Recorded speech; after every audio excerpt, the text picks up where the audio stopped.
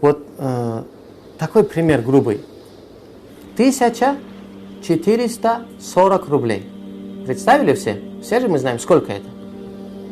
Вот представьте, пожалуйста, каждый 1440 рублей.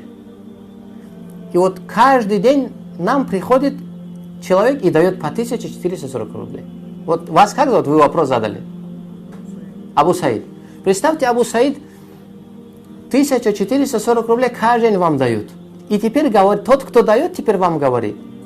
Оттуда, из этих 1440 рублей, 20 рублей, на 20 рублей мне тоже что-нибудь покупай каждый день. Допустим, что сегодня на 20 рублей? Бутылку воды, допустим.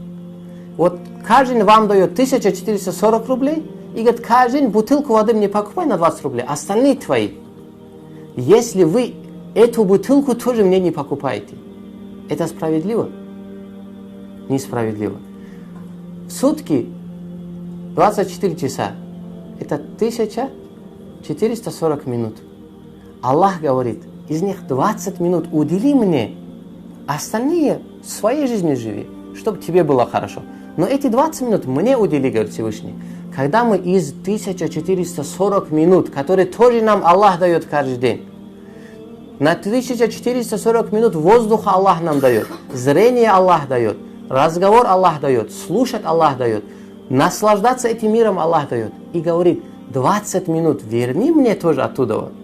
Если мы это тоже Аллаху не даем, мы же неблагодарны, значит, Всевышнему Аллаху.